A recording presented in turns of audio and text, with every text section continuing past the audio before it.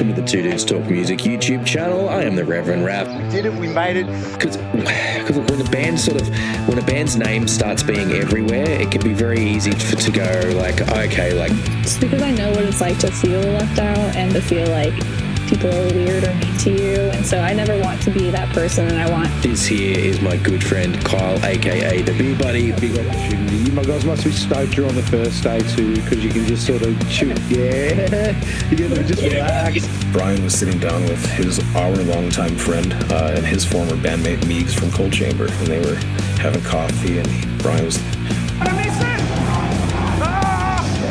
When those questions go, those hearty chuckles. You know what that laughter says to me is like, people don't even know what's coming. People just are going to be minds are going to be blown by that. No, it will be a fucking banger. How you going, everybody? I am the Reverend Raff, joined once again by my good friend Kyle, aka the BeerBuddy. What's going on, everybody? We are the two dudes who talk music, and we are back today with another episode of the podcast for you guys.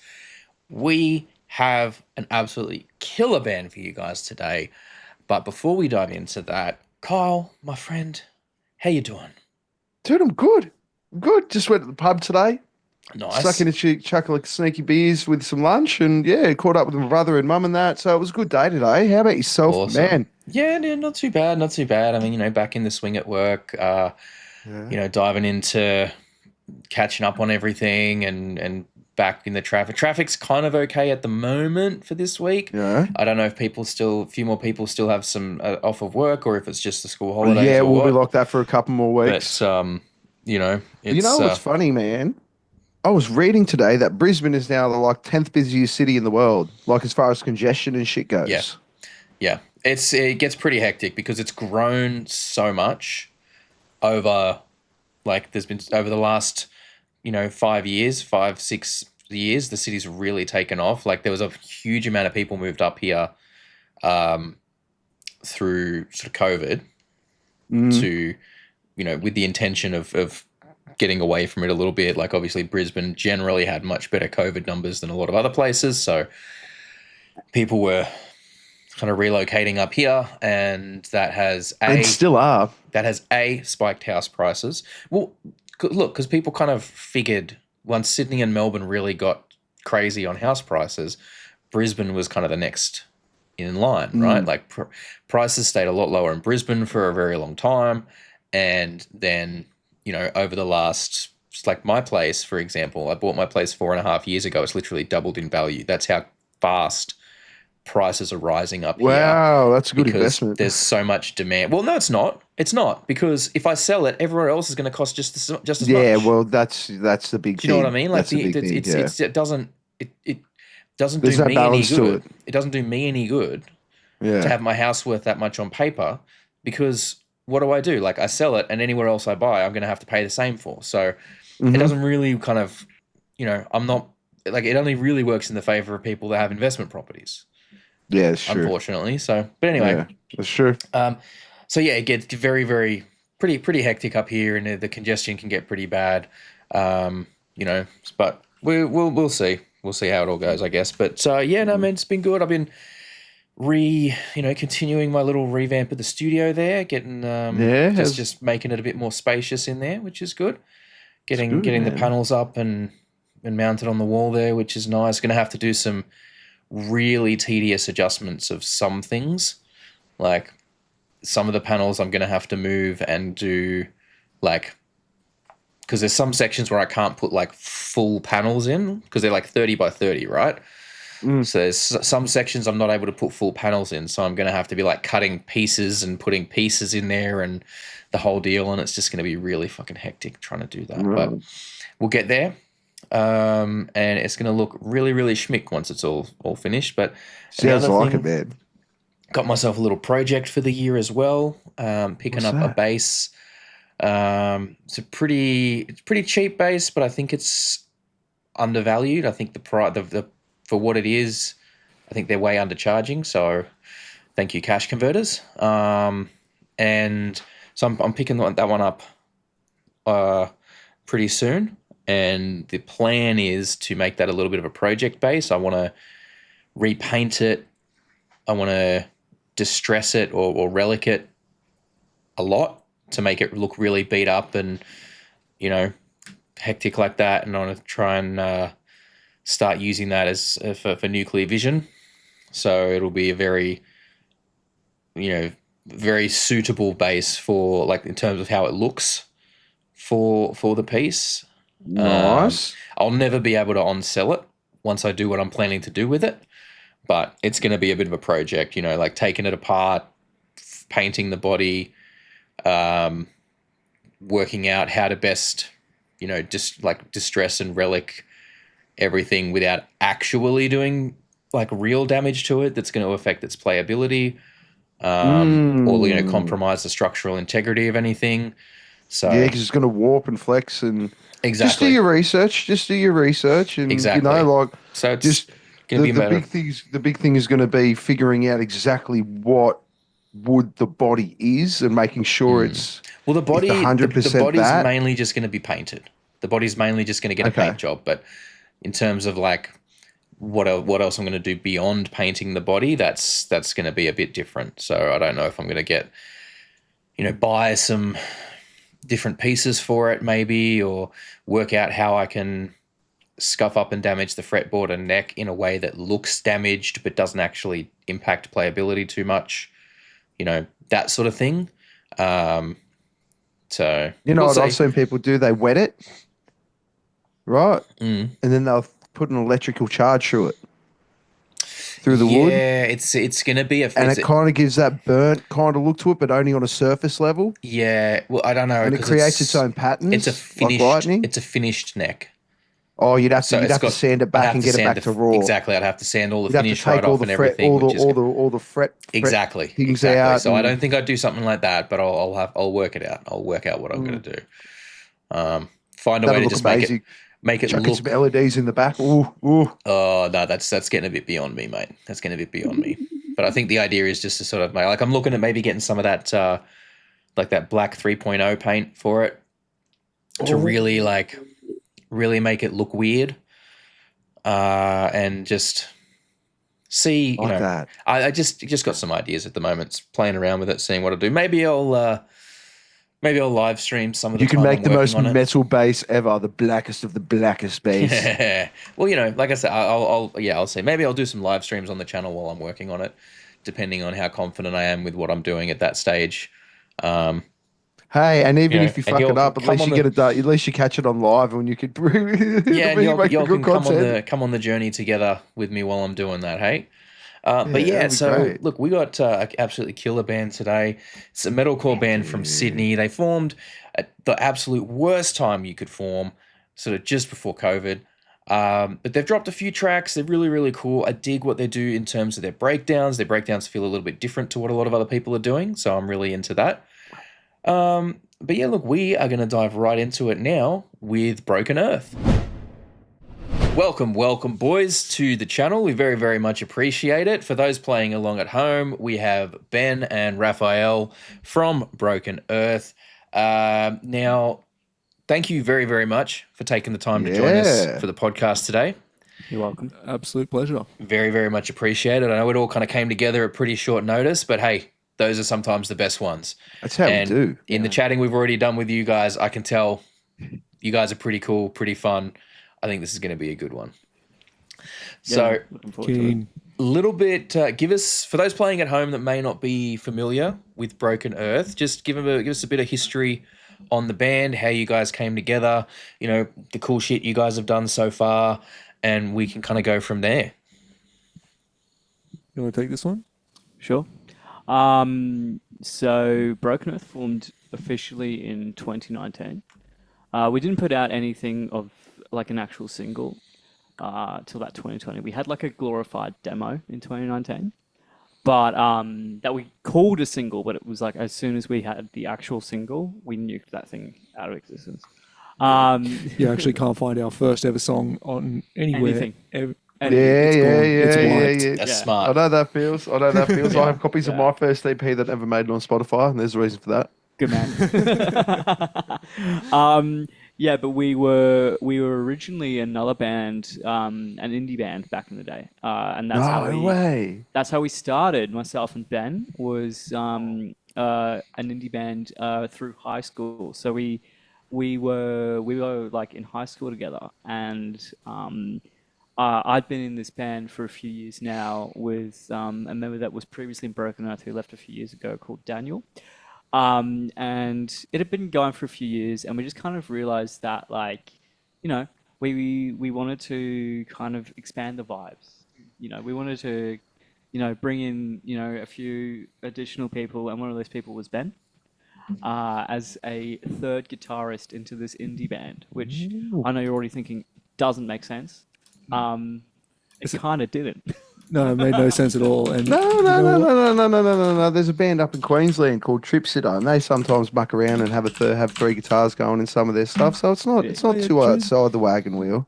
Yeah, I mean, like, how many members does King Gizzard have? They have like freaking It's got like an 16. orchestra. Yeah, it's like 20 dudes in that band just having a go.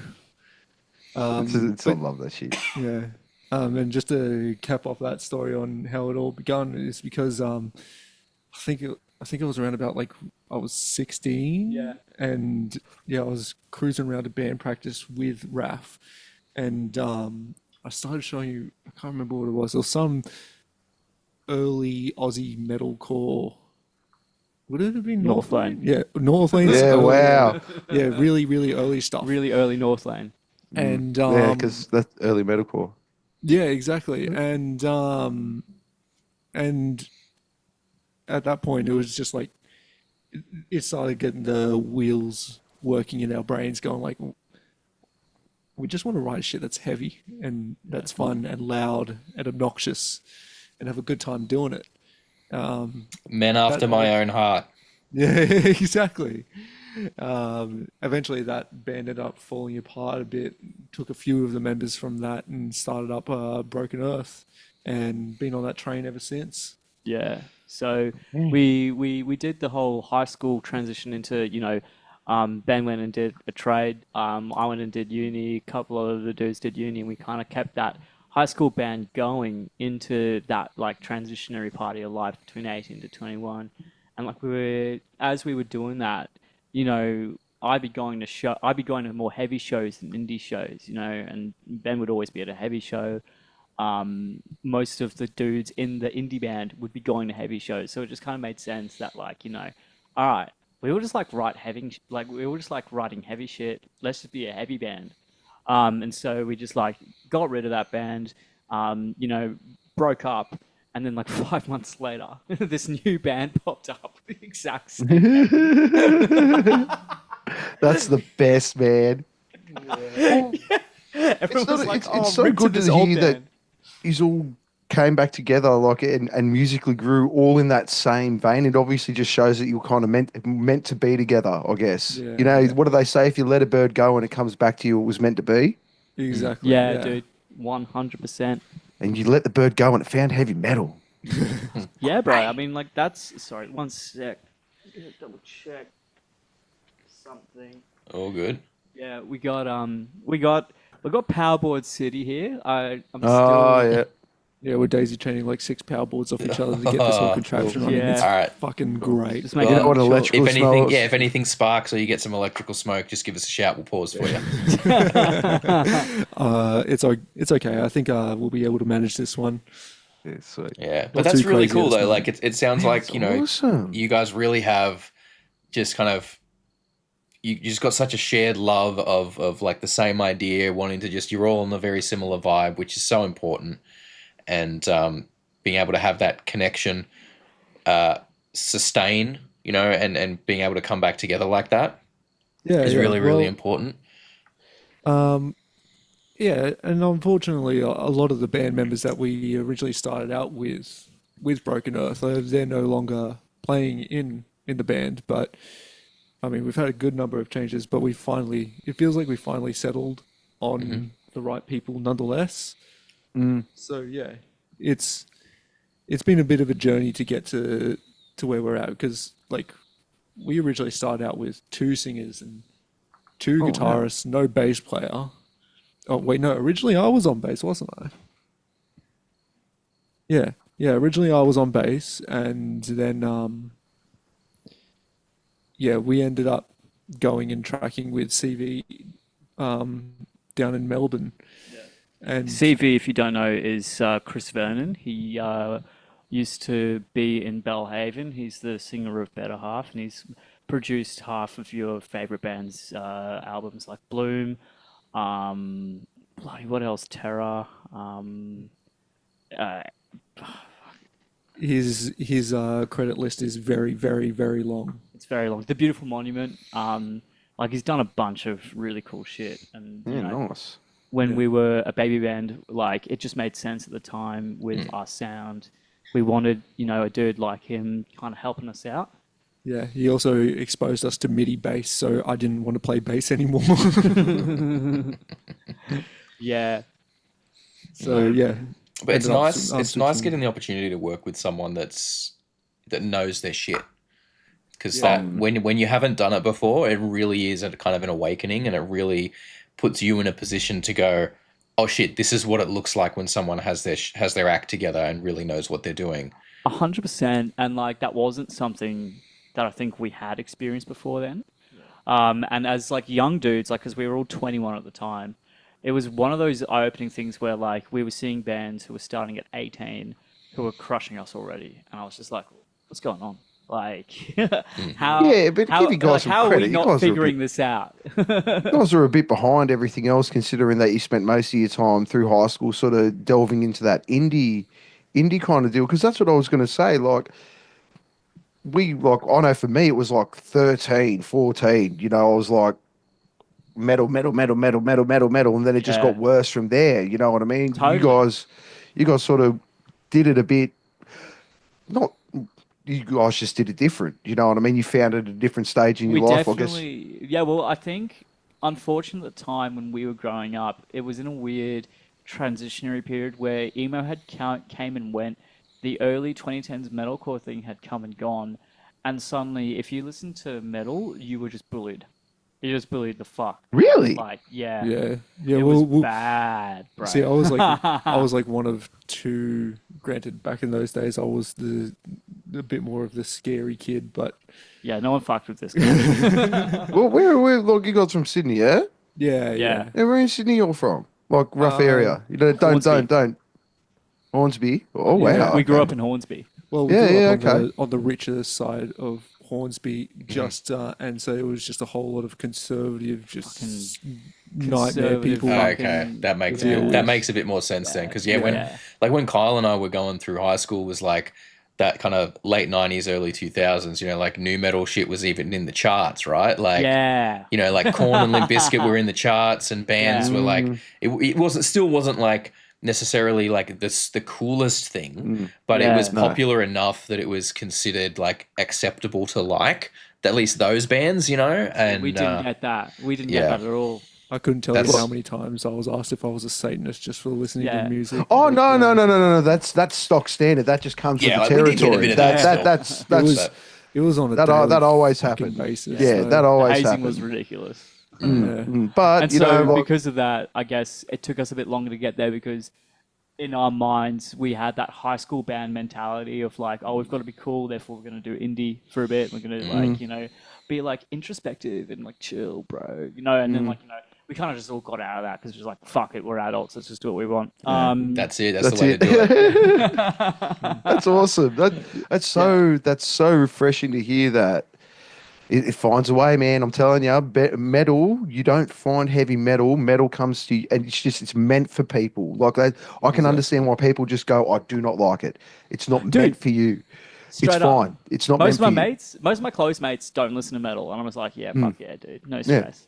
But like all like the like creatives I work with, or like the bands that we play with that we're mates with, all kind of vibe along that same thing of like, you know, it is an outsider genre. It does find you, and then it doesn't let go once it finds you. You know what I mean? Like it just kind of like it just ticks that fucking tism brain like so well. Yeah, or you do what I do and get it while your kids are in utero and start listening, get them listening to heavy stuff. Put headphones on your missus' tummy while And then they're just when they Respect. get out, they're like, "Oh, I love metal. Oh yeah, it's great. Put on the heavy stuff, Dad." And you're like, "Yes, Like, got him." I'm claiming credit for my nephews having a bit of an interest in metal and rock music because Oh, yeah. when they were like, babies and toddler age, because they're still kind of like the youngest is kind of only just starting school now, but a few years ago when they were still, sort of baby and toddler age, I sent one year for Christmas, I sent to my sister a whole bunch of CDs of this thing called Rockabye. It's like Rockabye Baby, and they take metal and rock songs and popular music, but do it in like a nursery rhyme, sort of like nursery music, With like with the xylophones and shit. xylophones and chimes and stuff like that. So Yeah, I'm right. like embedding these melodies from like Nirvana and Tool and Nine Inch Nails and shit, like in their the deep in their subconscious brains when they're kids, when they're babies, right? So then when they get a bit older and they hear the actual songs, it like triggers that connection, it fires those They'll neurons, feel at peace. and they feel like it's something that they've known and is familiar for years. And I'm like, that's how you do it. And then lo and behold, they start to get a bit older. They start to hear like metal music, and So sick. my sister's reaching out. She goes, "Do you reckon you could make like a playlist of metal songs that's safe for the boys? Like it isn't too, too full on, and not too much swearing and everything in it." And I'm like, "Sure, I can Doesn't fucking do that." exist. All right. So Before I Forget by Slipknot, like Yeah. I Hate Everything About You by 3 Days Grace. Look, I don't want to piss my sister off that much to like put to like not do things. So I was careful about what I put in there, but there's plenty of good shit in there. There's like, My high drunk ass would have put in fucking chocolate starfish in the hot dog flavored water and thrown everything, throw the baby out with the bath Hot water. dog. Oh, look, Yeah. there's like a bunch of Metallica songs that are on the safer side, and that sort of stuff. But it's it's I always find Linkin Park's a very, very safe entry point. Yeah. yeah. It's they're It'd be they're real actually a good weird one. when Yeah. the kid comes out one day going, "Mum, why doesn't it matter?" I saw Sorry, I saw a why? video today. Why? Does Linkin Park know anything? And it's like, I didn't know. It's all their lyrics about like I didn't know, or I didn't understand, or I never knew you, or I didn't know that. I'm like, you didn't have to do them like that. You didn't have to. So good. Oh my god. The They're my internet favorite is band, like, so that it's makes a it even blessing it funnier for me. occurs. Actually, I will say, I know we when they had the new singer and everything, and they dropped the album and all of that stuff, right? Obviously, there's a lot of talk about it, and a lot of people going, why didn't they just like do another name or something? Like, why'd they have to still do Linkin Park? I saw a video where Mike Shinoda actually talks about it the other day. Like, it was like yesterday or the day before, and he's like, the bottom line is, because it felt like Linkin Park. The music felt and sounded to us like Linkin Park, and we could have got like Chester tribute artists that can sound exactly like him. We could have got other male singers that could do the job really well. I think I saw the same thing as well. Yeah. But like when we were hanging out with her, it just felt natural and right, and so like we felt complete again as a group. And she's got the chops, and it felt like Linkin Park. So that's why we went with Linkin Park. I'm like, hey, cool, respect. You didn't need to say that, but cool, thank you. Yeah. Yeah, and honestly, look, dude, it still sounds like Linkin Park at the end of the day. So It's their band. Dude, I've hopped in. Mrs. picked me up today. Like, picked me and the kids up. We're like hopped in the car, and she's got the new album on. Yeah. It's like, yeah, I'm in. I'm in. Not a bad album. It's good. Great album. a We good- got drunk one night and listened to it together. Yeah, it's a nice retrospective. It kind of touches on lots of different parts of their career, so I think it's a good shout. But anyway, but getting things kind of back on track there.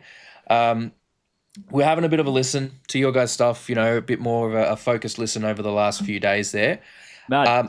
I want to give you guys a big compliment on your breakdowns, because I don't know exactly what it is, but there's something about the way you guys do your breakdowns that just hits different to what a lot of other people are doing. thank you very much. And I really dig it. Thank you. That's a huge compliment. I think a lot of the time it's usually in the room. It's what's gonna make the other guys here laugh. If you're not laughing, it's not a good enough breakdown. Like, Yes. Oh, good. we've workshop stuff before where like we'll do a breakdown or whatever, and we'll just be like, nah, this sucks. Oh You yeah, know? the words will literally be like, "Oh yeah, that does work there," and then that's a sign of that it's not. That's really... what he'll say. That's what he'll say. I'll say, this sucks. But like, Because it is so, like they're a bit comical in the sense that you can't. It shouldn't work, but it works, and it's so heavy and it's Exactly. great. It's just I get that. If it's not making you laugh, it's not there.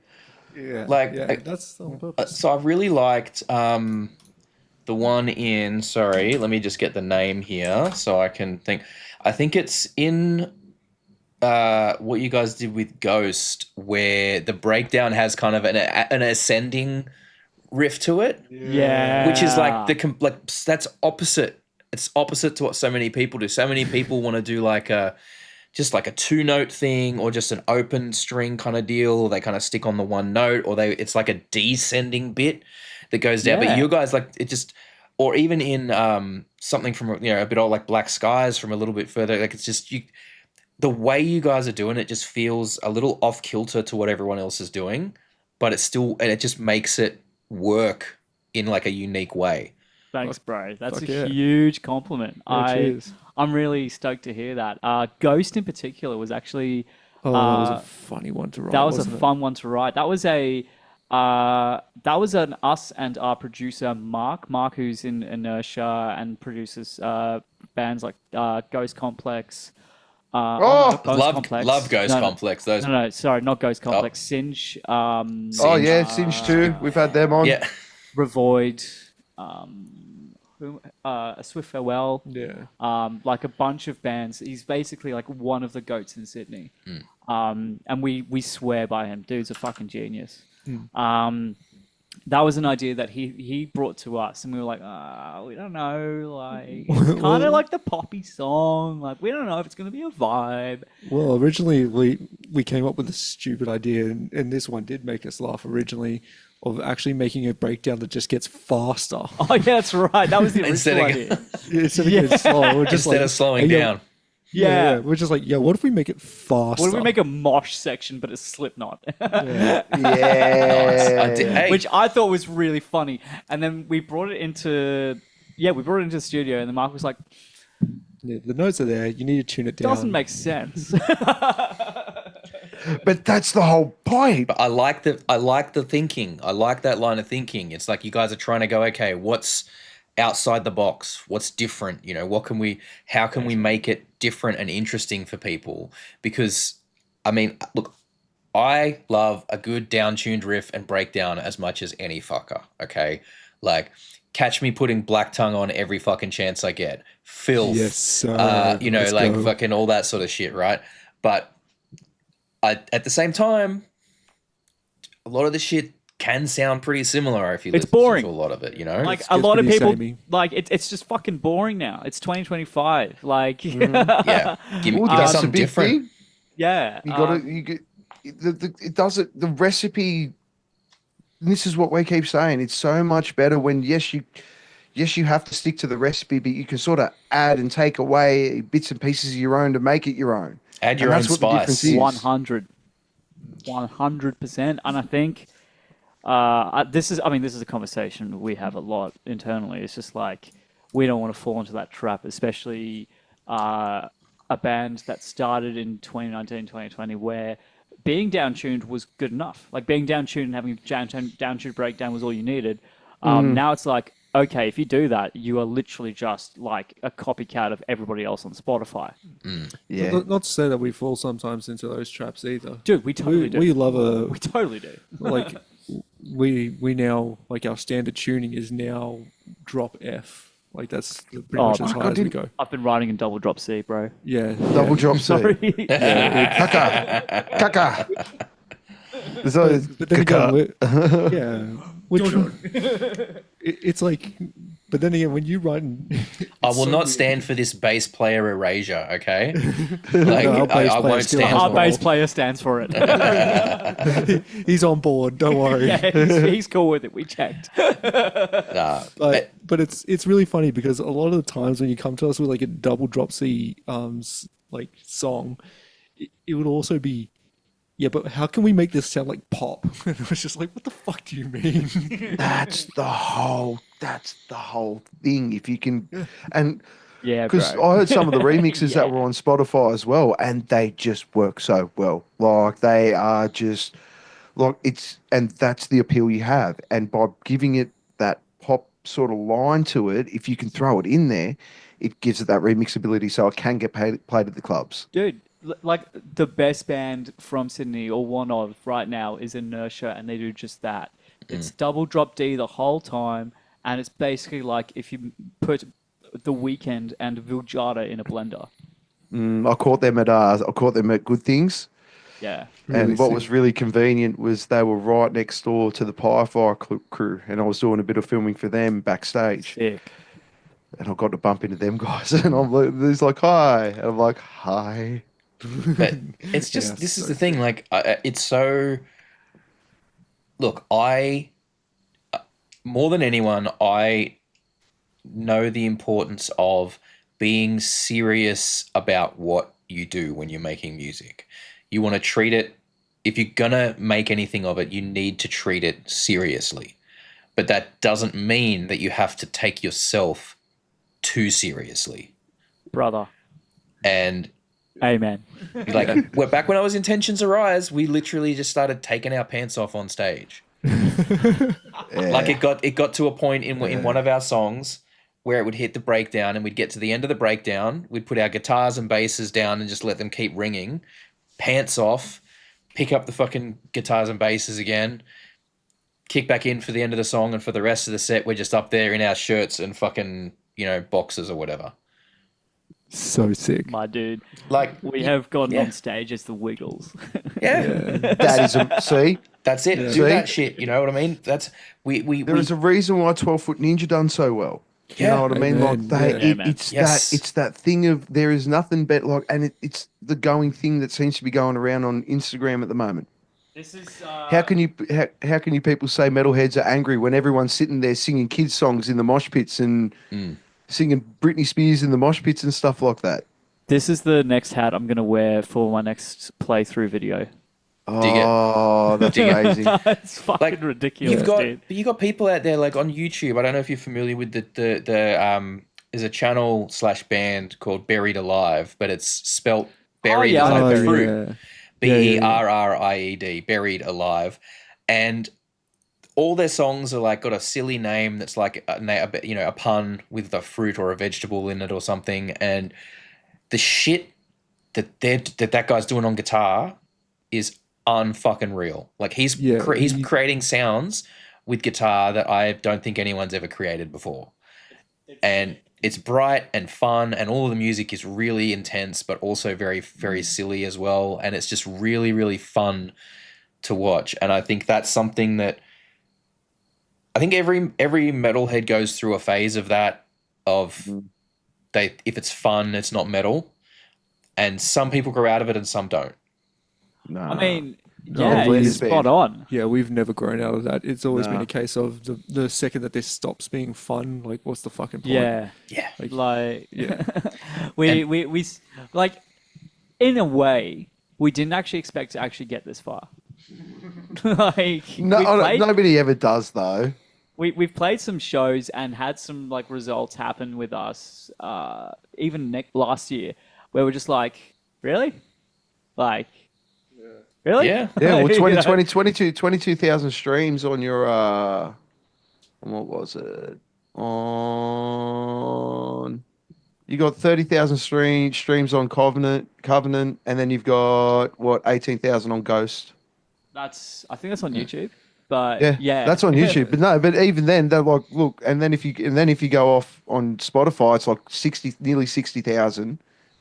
You guys aren't lacking. Like you guys have easily amassed over 100,000 streams on your Spotify as well. We're very lucky. We're very grateful. You know, it's like it's still like a lot of our peers have that or like triple by now, and that's sick for them, and we're stoked for them.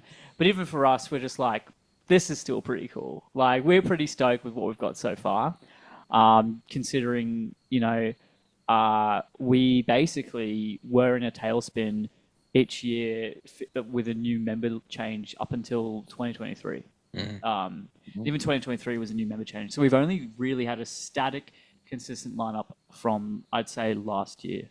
Yeah, it's always been a bit of a struggle in that regards. Yeah. And it's not... Is it one particular space, or is it just like a revolving door where it's like one in, one out, one in, one out kind of deal? It's been one of those things where, okay, so in the first year, we had 2 people move on. One was the other singer. So I was originally a screamer. I never sang. I actually was originally a guitarist. And I still like to play and write guitar a lot. And so I moved into the frontman role as a screamer kind of begrudgingly, kind of more out of necessity and out of the fact that I was the only one cocky enough and stupid enough. And then I could scream, but I just hate the idea of being the front man. he's actually better. He's like easily a better screamer than me. It's not even like it's so fucking busted, dude. I shouldn't be in the position I'm in. But anyway, You should be. No. He suits front man very well. So You do. You give me. You got the give me that banter. mad energy. You got the energy for it too. You can see it. exactly. Just you got an aura. It's like this aura. Aura. That's so wild. I'll take that. Thanks. We need dude. to replace. We need to replace those glasses, though, mate. We need to get you to. We need to get you the Skindred ones. What else do I have? We need to get you the Skindred ones, man. yes, Where'd you get those? I literally just fucking Googled until I found something. Dude, that's so sick. Yeah, we need to get you some of those, brother. yeah, we do need to change up your Sunny game a little bit, don't we? Do we? What are you thinking?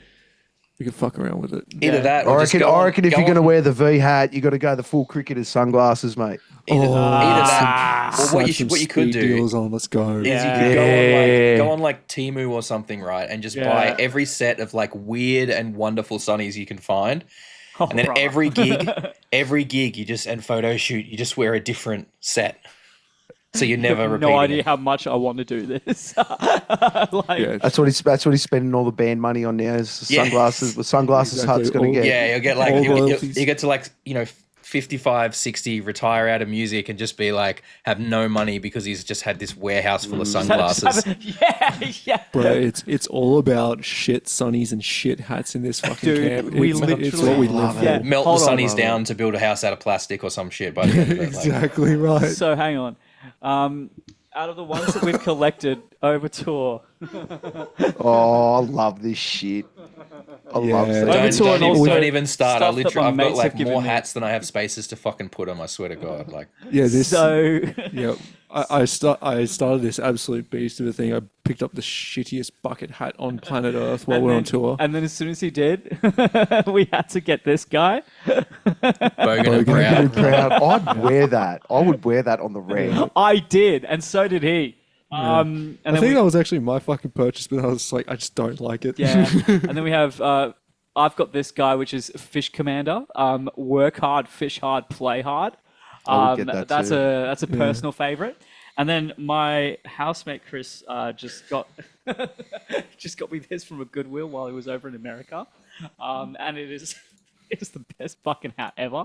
Oh. Yeah, Lightning McQueen.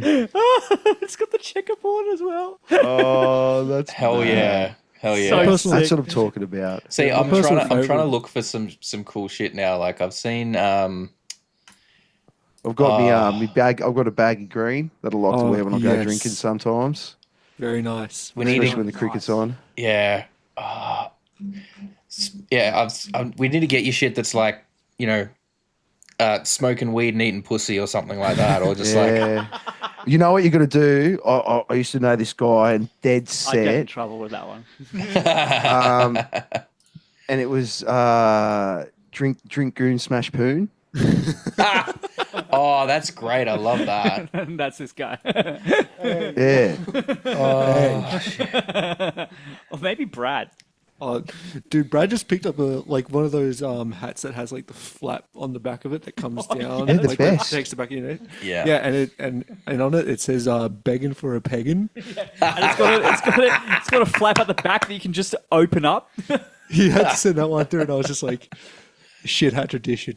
Oh, It's so good. that's So the fucking best. ironic. Yeah, I But love now, that see, that's the shit. thing that what that does is right. That opens up merch opportunities for you guys because if part of your shtick is having, you know, shit hats or funny hats or like weird sunnies or whatever, you can straight up just be like, all right, well Oh. now we need a unique merch idea. So now you guys can do the hats with the flap at the back and fucking sell them as part of your thing. Yeah. Yeah. There's got to be You could someone even that put makes stupid them. quote. You could even put stupid quotes on the back. Rack lines, bang nines.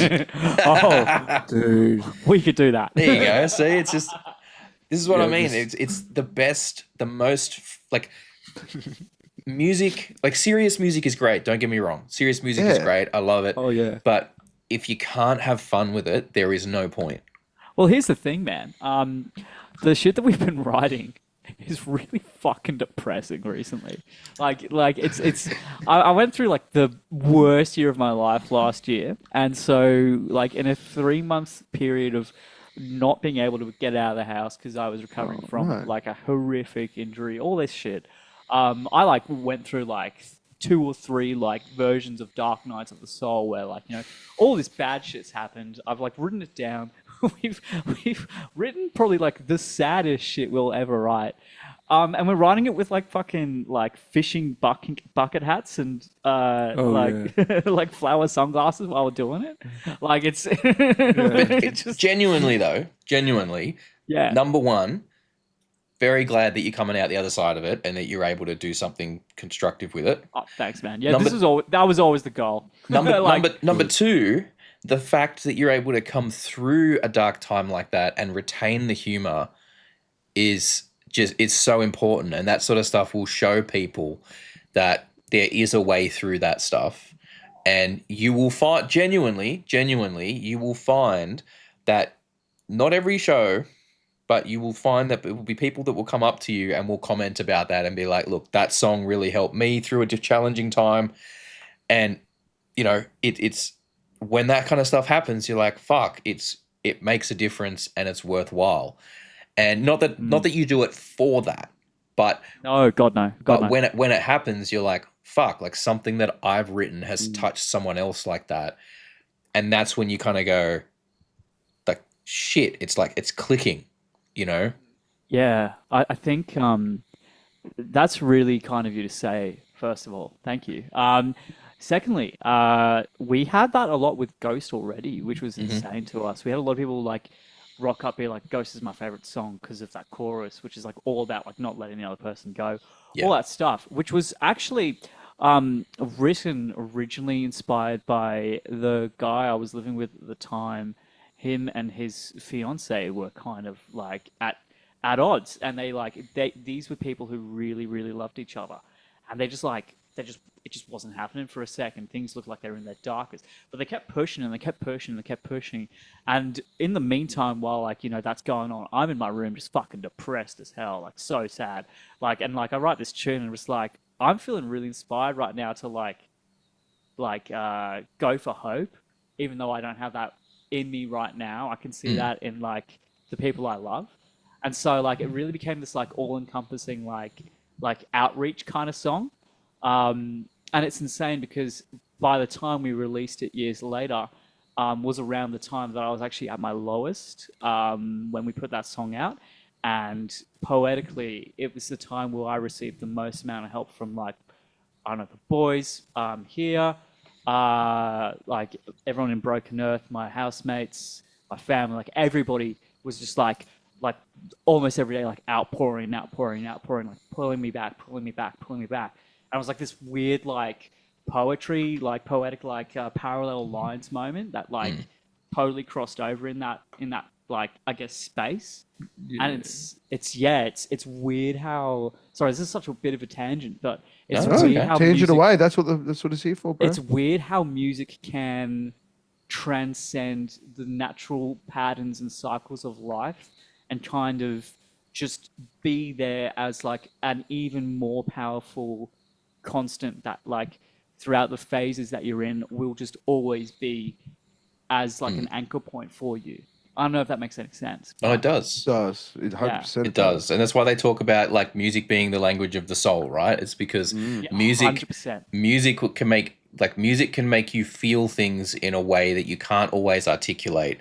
And it's part of the reason that, for most people, when we're happy, we want to listen to happy music. When we're angry, we want to listen to angry music. When we're sad, we want to listen to sad music because it helps us, even without necessarily speaking about it out loud or consciously processing things. It helps us to, you know, emotionally like work through stuff without, you know what I mean? In a way that sometimes you can't, verbally. It helps you to feel those feelings more deeply and process them and then move on, not move on necessarily, but like sort of deal with them in a healthier way.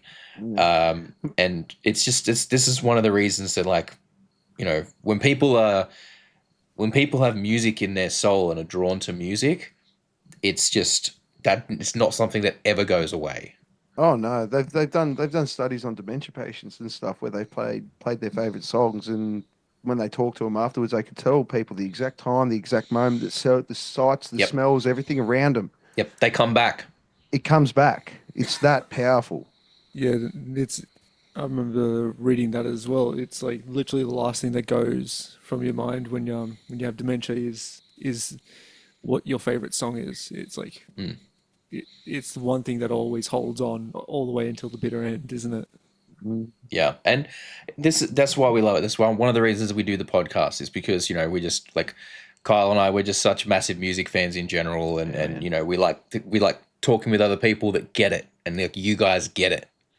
So like very very much appreciate that sort of thing. I'm gonna just have to ask Raff, and please tell me if I'm out of line here for asking what. Sure. And if you're comfortable talking about it, what actually happened to you? Sure, man. Oh no, it's all good. I'm more than happy to talk about it. It's kind of a cooked event, to be honest.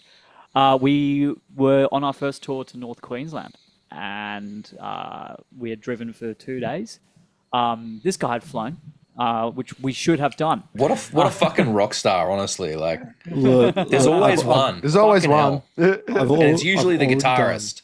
Yeah, it usually is the guitarist. I've already done that drive once before, and after finishing it off, I went, yeah, that sucked. I'm gonna fly next time. Yeah. That was terrible. So, Anyway, sorry. Go on. so we were madmen. We were like, "Fuck it, we're invincible.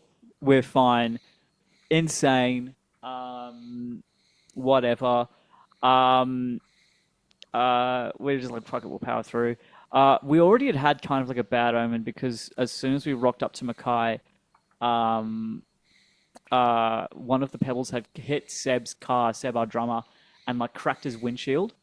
After like 2 days of plain sailing driving, as soon as we got to near Mackay, we'd already gotten like a crack, and so like not at the time we were just like, oh, that's really shit, but like it was already kind of like a warning sign, like, hey guys, like be careful. We weren't, and so we just head through plain sailing. Everything's going fine. We rock up to the venue. Everything's all good.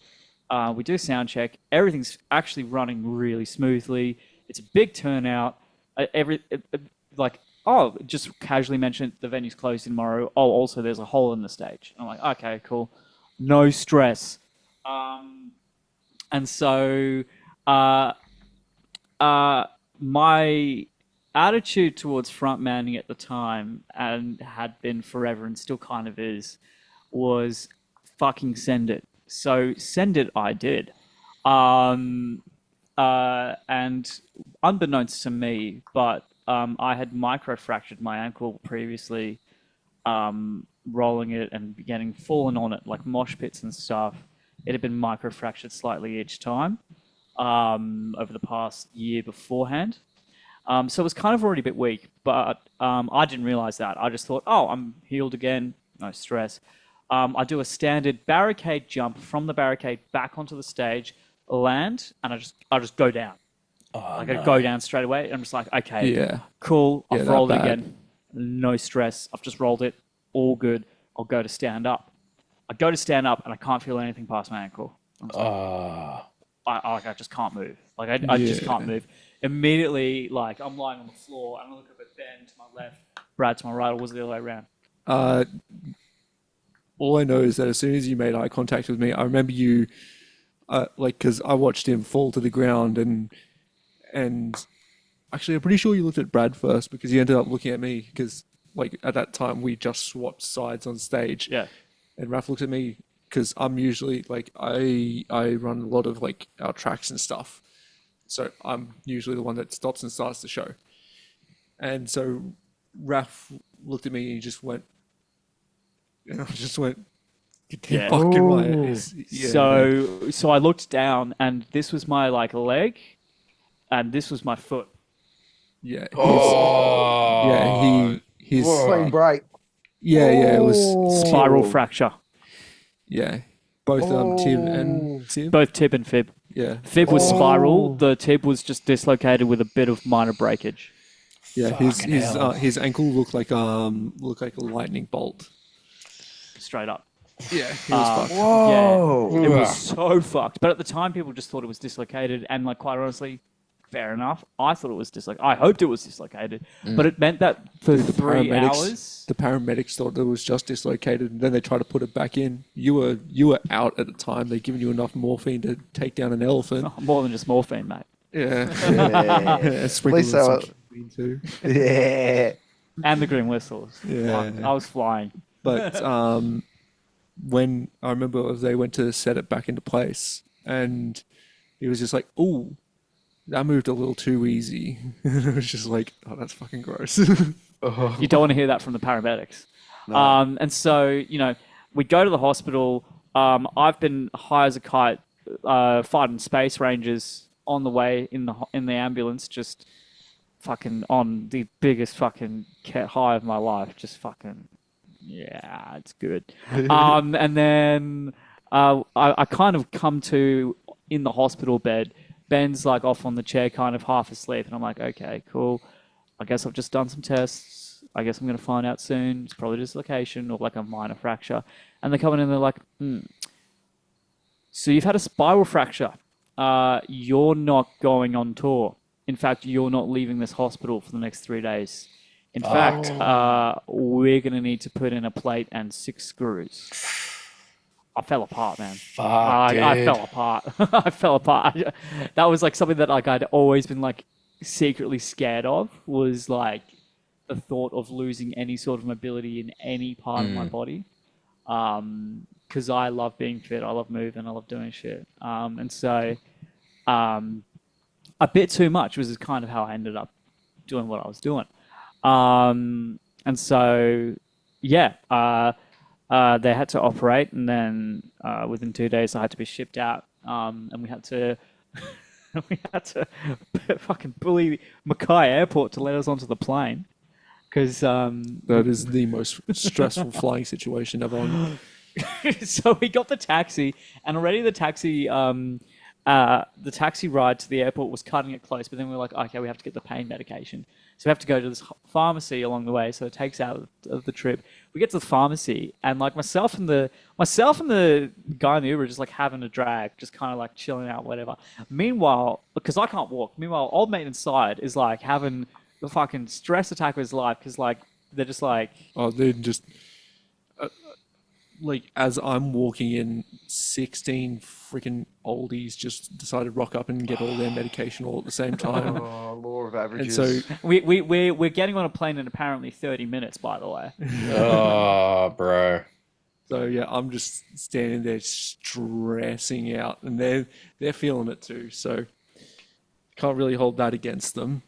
But yeah, and then as soon as we get to the airport, Oh, you can't go on the plane. You haven't been discharged from the hospital. yeah, What am I doing here then? Yeah. I broke a fucking leg. I didn't escape. I didn't run out of there. Yeah, like my what are brother they? is in a cast right now. A, how do they know? And B, Brother. what business is it of theirs? Literally. Yeah, and I'd literally just been like, I've gone into like dad mode. You've gone into fight mode by that Yeah. by that stage. And so I'm just yelling at this poor lady that's just trying to do her job. I'm just like, check your emails again. No. Check your emails again. We've been cleared. It's all good. I'm not just let him staying on the in this godforsaken place. Literally. Get me out of this hell, please. I feel you though. I feel you because, like, let me tell you a little story. And I've told this story a few times before. So, anyone who's listened to me but previously will have to bear with me here. But when I was in Tensions Arise, we went to the US for a little bit in 2012. We got to record over there. Super cool. Got to play a show in New York, which was awesome. But basically, we were staying in Utah at a friend's place because we had a bit of extra time before our flights home, and it was like somewhere to stay that we didn't have to pay for, basically. So we're hanging out there in Utah, and it was in like the kind of bottom corner of Utah. So it was, it was a lot closer to like Vegas than like Salt Lake City, right? To give you an example there. So we were kind of down there, and our flight home was out of LAX, right? Now, the flight home left at 10 o'clock at night. So we were like, okay, well, do we want to go to LA the day before and stay the night and then go? Or do we want to like, because it's a day's drive, basically, like kind of 6-7 hour drive from where we were in Utah to LA. So we're like, we can go the day before, stay the night, but then we've got to check out at like 10 a.m. We're going to have all of our baggage, and we had tons of baggage because we were there for a few weeks, right? And we're like, fuck, let's just leave Utah on the day of the flight. The flights are really late in the evening, so we'll leave there, drive there, whatever. We had the van. We going all right, get through Vegas, off the way, get about 90 minutes past Vegas. Van breaks down. Oh, fuck. Now, because we were there for a little over a month, when we got to LA, when we'd gotten to the US, we'd bought prepaid phones and a month of credit. That month was expired. So our phones, for the most part, were useless. I love a good everything's turned to shit story. Yeah. Let me Keep going. There'd been a stomach bug going through the band, which it was my turn to have. So I hadn't kept any food down since the night before. Oh, God. Anyway, so we got towed. We got to an emergency phone, got towed to a truck stop service center, whatever you want to call it. We're trying to find our options, right? And again, this was like, we didn't have smartphones with us, so we couldn't just like Google shit. So we're like talking to the guys behind the counter at the thing. Do you guys have a phone book? Right. And we're looking at, and they got like, so we're calling up all sorts of things. We're calling up like, chauffeur services, like chauffeur services and shit to be like, hey, can you, and they're like, look, if you were in Vegas, we could take you to LA. That's no problem. But you're outside of our pickup area, so we can't come and pick you up. And we're like, fucking hell. And we're like frantically trying to do it. And I'm like, said to the guy, eventually I just went to the guys at the counter and I'm like, look, this is our situation.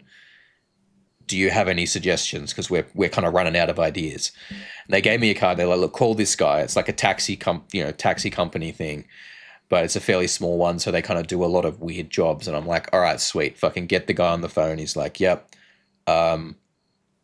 I explain the situation. He goes, yep, no worries. We can get you sorted. This is where you are. Yep. All right. I'm going to send someone to pick you up. I'm going to meet you guys halfway myself. We'll change over to my one and then we'll go the rest of the way. I'm like, our flight leaves at 10 o'clock. So we need to be there by this time to be on our flight. Are we going to make it? He's like, yeah. No, you'll be fine. The person that's meant to pick us up takes a lot longer to show up than they're supposed to. Then we're going along and then we had to get off the highway onto a side road because apparently there was something on the highway that was like on fire on the side of the highway. Of course. Classic. So, but we're like piled into this fucking thing. Like this taxi was not big enough for everyone, but we made it work. But like our guitarist had decided to buy a guitar while he was over there. And it was one of those, dime bag ones. So it's like a huge giant case and everything. Like the Washburn, like yeah. And he got the case, so it was fucking huge. And he's like basically sat with it like on him in this fucking taxi, right? Anyway, we're barreling along these side roads like 30 miles an hour faster than we're supposed to be going. We get to the changeover point. It was like $500 for us to get this fucking like taxi service that we were going to think. But at that point, it was like pay whatever we fucking have to, right? Then we get over to the second taxi where the guys met us. We're going along. We get near LA. What's the problem with LA? There's always fucking traffic. Yeah, I saw that So one coming from a mile away. I'm like watching the clock. And I'm like, I was kind of said to the guy, I'm like, are we going to make it?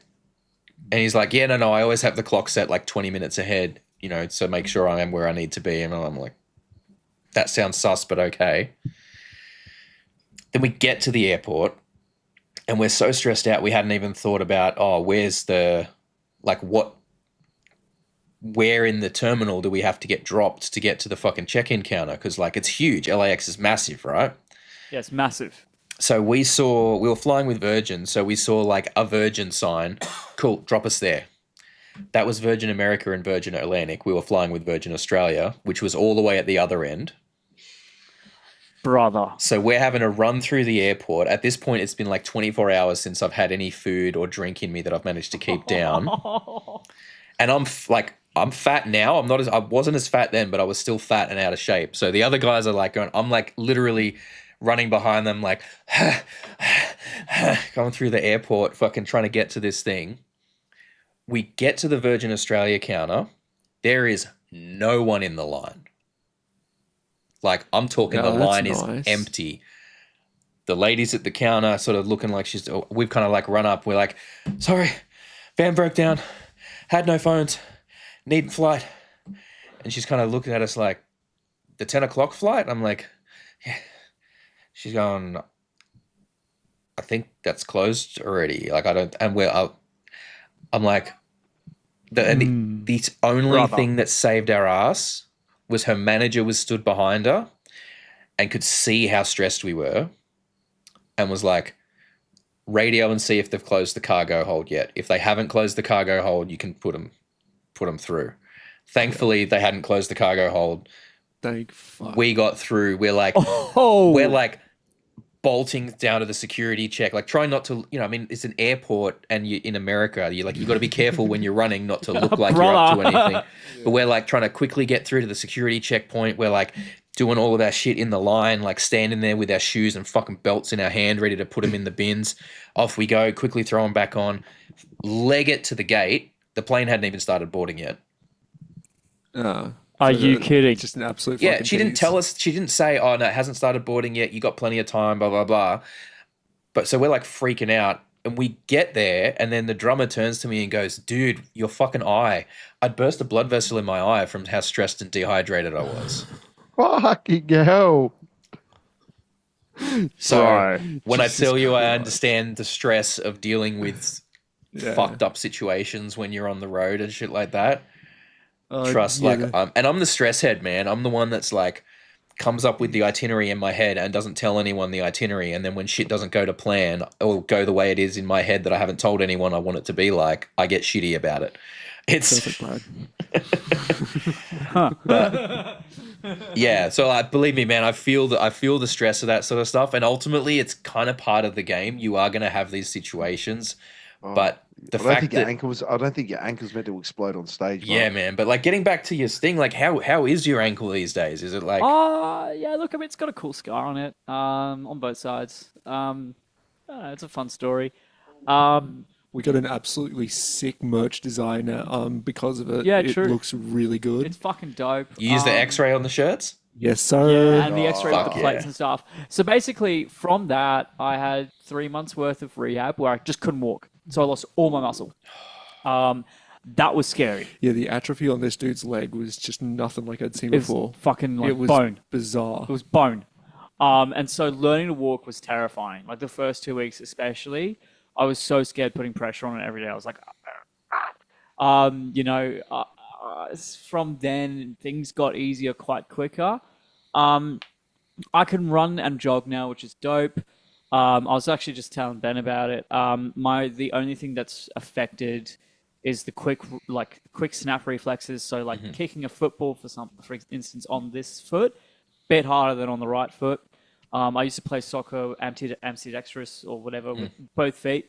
At the moment, I can't do that just yet. I don't know if I ever will, but I'm hopeful. And apart from that, it's also like when you change direction real quick. When I do that, I just get a bit of a shooting pain.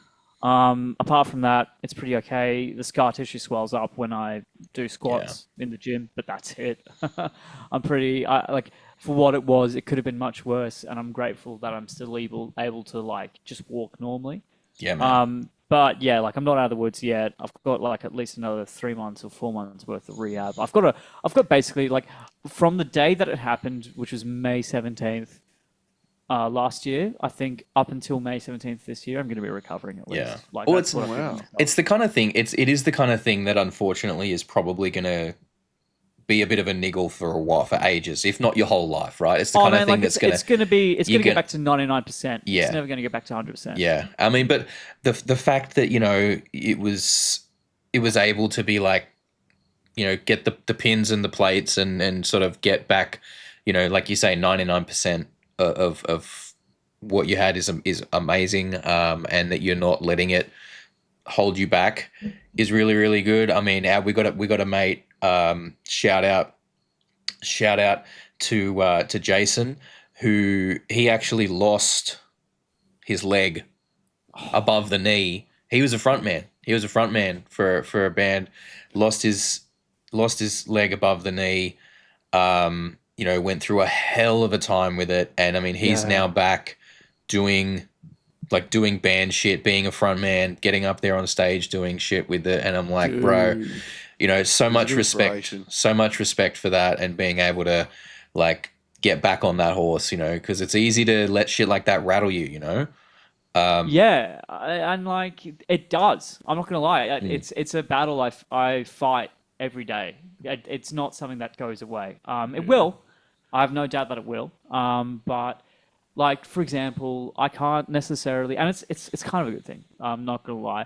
Like, not going to delve too deep into like my inner psyche or inner demons or whatever, but it helps me not get too intoxicated or too out of control, because in the back of my mind, I'm like, if I lose too much control, there goes my leg. Yeah. If I lose too much balance, Yeah. I'm gone. Like, so one little in a piss way, decision or one misstep. Yeah. And so, like, in a way, I feel sad that I can't necessarily like go out with reckless abandon, but also I'm 27. I'd rather just be like switched on and locked in the stuff that I care about in life. Like, That's it. I wish I had that at 27. Fuck. well, I didn't. I fucking didn't until this happened, which is why, like, weirdly enough, I'm grateful, because like before this, like, you can fucking attest to this. I was absolutely out of control. He was a man living a very quick life and having a good time doing it. Yeah, but it was like my version of what like a ceiling is in terms of limits, in terms of any sort of adrenaline activity, because of my neurochemistry with my ADHD and all that. Like, most people's ceilings here, and they're like, "Oh, cool, I'm having a good time. Cool." Mine's like way up here. Yeah. Like, I need to keep going and going and going and going, and then it goes like cool, good, down, like real quick. So it's been a blessing in disguise. It got me to cut back on a lot of shit that was bad for me.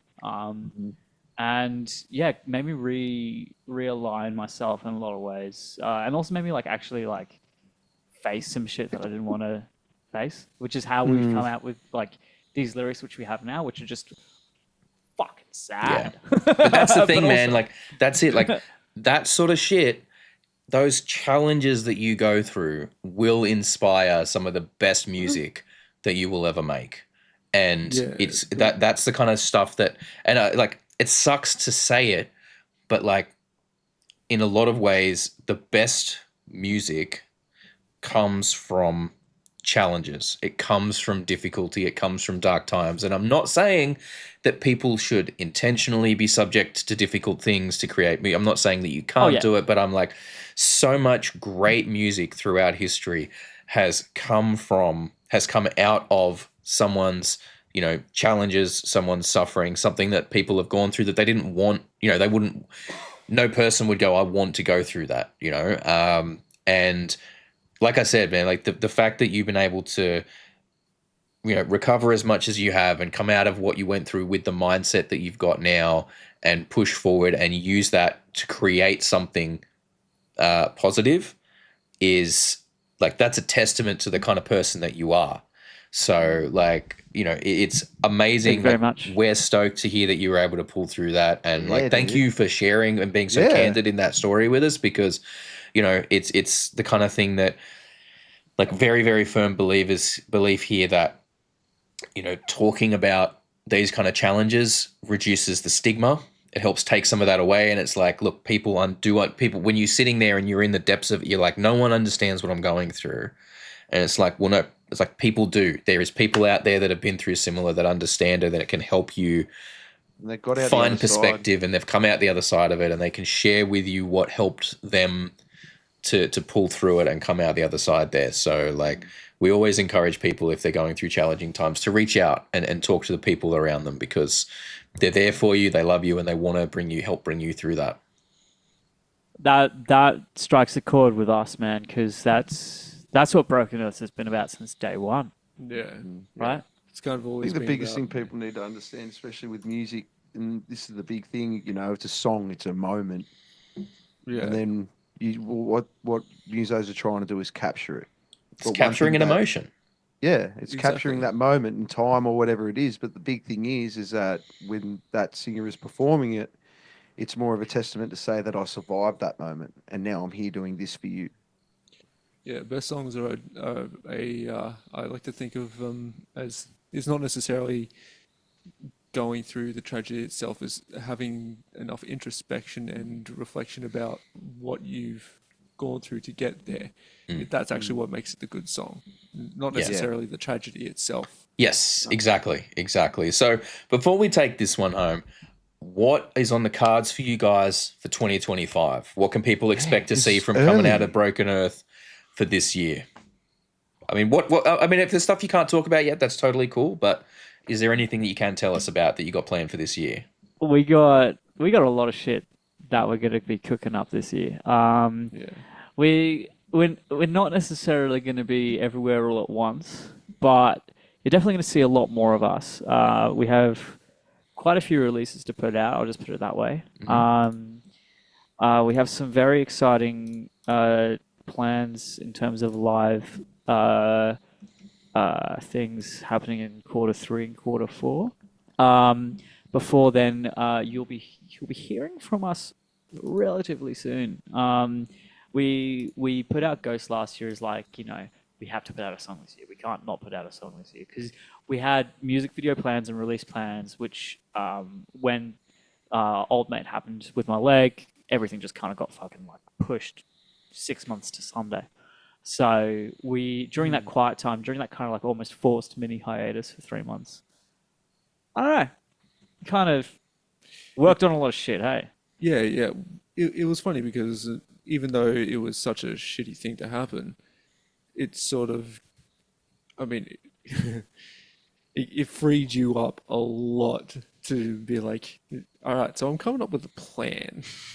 Yeah, we got scheming. Yeah, And so now- one of two things are going to happen. You're either going to let the depression eat away at you, and you're going to fall into this Oh, heap, no, this or guy, you're going to yeah. let it work for you, and you're going to go, it's not going to beat me. I'm going to fucking double down, and you got to. That's what keeps the recovery quick. When I am better, we are doing this. You got to keep a goal at the end of that sight. God, I can't remember if I was talking to you, or if it was to Brad, but we've even got plans for 2026. Like, Yeah, we are- so Yeah. we're still an independent band, independently booked, independently signed, independently everything for the foreseeable future. But something that's become increasingly apparent to us is that we fucking love doing it ourselves, and we're not gonna stop doing it ourselves until we get someone who's like basically loves this as much as we do. And so yeah, we have a lot of I guess releases planned. We got a lot of shit to record. We're going into the studio with Mark from Inertia, hopefully March, April-ish. I can spoil that. That can be declassified. That will be fun.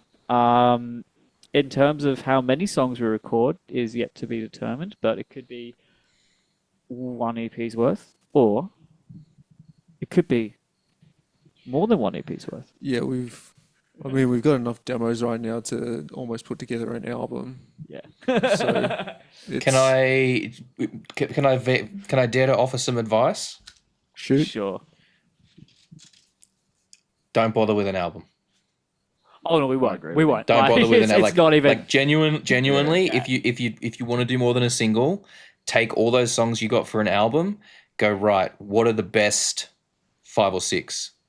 That's entirely our plan. That is And- it. Like we've Yeah. got together like 10 songs at 'Cause the moment, and we're these- just like, and we're then- planning on killing. And something. then when they're ready, don't drop it all in one go. Waterfall release it. That's exactly it, man. That's 'Cause man. You've just spoiled our entire. Sorry, plan. guys. I didn't mean to that. But look, Hey, man, we talk about that's it the way you got to enough, keep eh? the algorithm happy in that these days. So there's Oh, going to be dude, it's Hey, man. insane. so there's going to be lots of hopefully lots of recording, lots of writing, lots of New live video shows. You guys Yeah. are going to be everywhere in 2025. Essentially, dude. I mean, you guys are from Brisbane, right? I'm from I'm from Brisbane. Sydney. Kyle's in Sydney. Yeah. Oh, you're in Sydney, Kyle. Yeah, bro. Yeah. Whereabouts are you? Campbelltown area. No way. yeah, I so work in like Penrith, and I live in Croydon Park area. Where? Croydon Park, you know, near Croydon Ashfield, Park. Burwood. Oh, yeah. More towards Oran Park, like so, just off the Northern Road. Oh, sick. sick. Yeah. Where are you guys playing next? Where are we playing next in terms of Sydney? Yeah. That has yet to be determined. Yeah. I'll have We to haven't keep actually an eye got out anything then. locked in. Yeah. We actually have recently decided a 3-month blackout for the first 3 months. Good no idea. shows. Just because we played Sydney a lot last year. We played everywhere a lot last year, actually. Yeah. Even while I was recovering, which was kind of stupid. I was So, yeah. So also just to cap off the adventure of Raff's broken leg. So we had a show booked for Sydney after we finished our North Queensland tour. It was literally like the Friday after we got home, and so he wasn't walking by then. I was barely out of hospital. By He then. was barely out of hospital actually. So I went and hired him a wheelchair. So just got on stage. in a Making it wheelchair. happen. we somehow you just got to get it fucking done. It's fucking it. sick, dude. Hey, That if- was- That's it. And I'll tell you what. If it's good enough for Paul Diano, it's good enough for you. Yeah, would have Yes, been a show to sir. remember too. Oh, I mean, mate. for the punters and everyone. Oh, it was a show to remember. Yeah, one of our mates dislocated his knee as well. Oh my god, First it's song catching. in. It's fucking First catching. song in. Wow. Well, we are super Man, you guys excited. are awesome. I We're love super it. excited you to guys see are more a from you fucking guys barrel this of year. laughs. Definitely keep us posted. Keep us That's posted on the right, shows. yeah. I'm sure Kyle will get out to something in Sydney. Oh, I'm definitely getting out. Let me know when you guys are going to be yeah. up. Let me know when you guys are going to be up my way because I absolutely want to come and say hi in person and see one of these fucking dude. shows. Yeah, 'cause we'll send you an invite on Facebook or wherever. absolutely, we'll yeah. send So you an shoot invite. us the links Yeah. when stuff's through as well, and we'll make it all happen. But for now, Yeah, man. we're going to be wrapping up the podcast episode right here. Where is the best place for people to find you guys online? Would it be our? This is actually our social media dude right here. Best place to find us online is just Instagram, so Broken Earth Band. You can type that into TikTok as well. You can type that into Facebook, all one word, Broken Earth Band. You can find us on Spotify, Apple Music, YouTube Music, Amazon Music, Tidal, and All of the places. all of the All the places. places. Yeah. We have a Good, Big good. Cartel merch store. You can type in, I think it's brokenearthband.bigcartel.com.au. Amazing. We're going to try and cram as many of the links as we can into the Yeah. description to help people find you guys too. So go and follow these guys everywhere. Check out their merch. Listen to their fucking songs. Grab it, The it's raddest seems to be some of the raddest fucking dudes out. I wish when appreciate it. once my own projects are rolling again, if we can make some shows happen together, I absolutely want to do that because I reckon that'd be absolutely fucking insane. Let's Sure, go. dude. And Let's fucking go. yeah, stay tuned this weekend because we're going to have the usual quick question quarter and get in the bin coming up on Saturday and Sunday with these guys. So make sure you check those ones out. Thank you so much, Oh, yeah. everybody, for watching. You guys, this has been amazing today. I'm loving this one. I have been the Reverend Raff. He has been the Beer Buddy Kyle. This has been Ben and Raphael from Broken Earth. You guys have been amazing for watching this far. If you liked the video, if you're watching the video rather than listening on the podcast, if you liked the video, give it a like. If you didn't, downvote the shit out of it. Although I don't know why you would. Download after it. that heart-wrenching story. Download about that his, shit. Stream that shit. that is Two thing. dudes And talk music. we will catch you guys next time. Stay cool, everybody. Peace out. Cheers. See ya. Thank you so much for hanging out with us today. We really hope you had a good time. If you did, please consider hitting that subscribe button and the notification bell down there. It helps the channel grow. We are still a fairly young channel and we like to try and grow our audience all over the world. We do also, for those of you who are interested, have a Patreon. It's just a couple of bucks a month. At the moment, you get all the videos early and ad-free, but we are working on ways to increase the value of that and make it a bit more enticing. So don't forget to keep an eye out and check back on what's going on over there. Other than that, thank you so much for your time. Enjoy the rest of your day.